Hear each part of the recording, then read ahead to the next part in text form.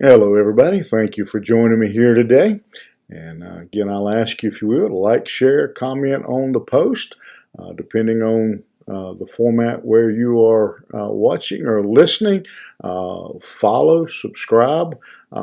Different ways of doing that, depending on what service you're using.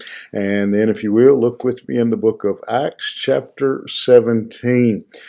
We are picking up here again.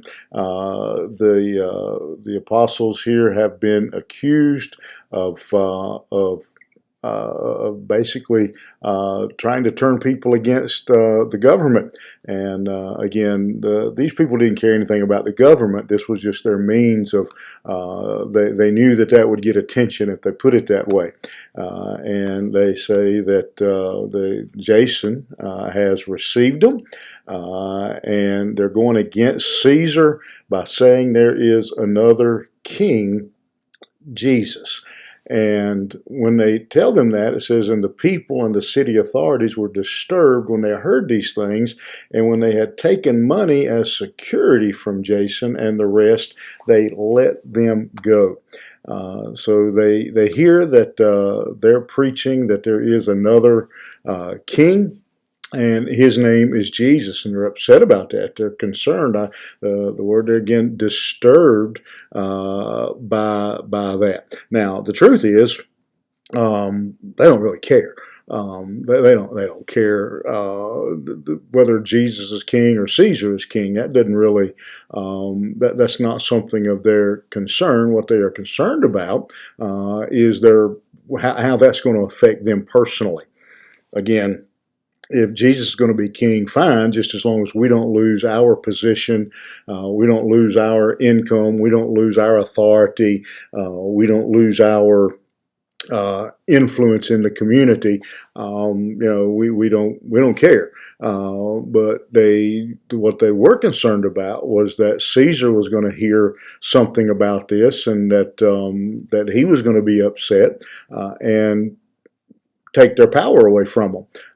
And so that was what they were concerned about. And so they determined to keep an eye on them. And I find it interesting in verse 9, kind of tells us how little things have changed in our world.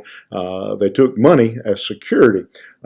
Basically, they put Jason on what our court system would call not bail, but bond, I guess. That if he did anything else to help them, help these apostles, if he did anything else to spread this message, that he would lose that money.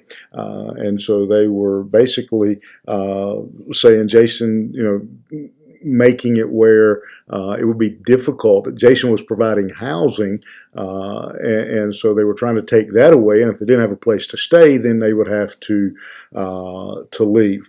And it again just reminds us how money and how people really haven't changed. But the real lesson of this passage is we see the authorities of the city, the people here, who are not rejecting Christ because of the message. They're not rejecting Christ because of disbelief or doubt of that message. They reject Christ because of what they would have to give up to accept this message. They would have to give up their job. They would have to give up their position. They would have to give up their influence. What would it cost them to serve, to follow the message that was being preached? They'd have to give up all their goals and their ambitions, or at least change those goals and ambitions. And therefore, they refuse to even hear this message that was being preached. And again, these verses just stand out as showing us how much things have stayed the same over the years as people try to discredit the message of the gospel, how they try to use it. They want to turn against it. It's too conservative. It's too strict. We don't want to follow those messages. And again, if we do, it's going to cost us. We're going to have to give up this lifestyle. We're going to have to quit doing this, or we're going to have to start giving to the church, or all those things. And how people have always been able to find an excuse to reject the message of the gospel.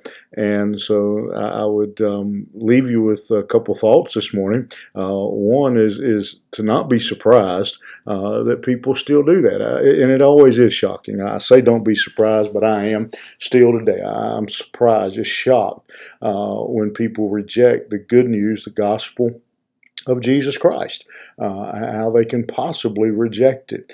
Shouldn't be, because it's always happened.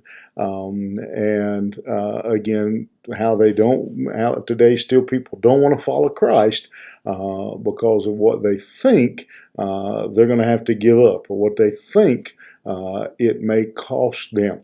And just a good reminder for us as we try to live for the Lord, you try to live for Christ, know that everybody is not going to accept it. Everybody is not going to be glad to hear the message of the gospel. But persevere, continue, keep on serving Him, keep on telling people about Him, and then the decision, the choice is on them. But let's not be guilty of not sharing the message. All right, think about it. We'll see you here tomorrow morning.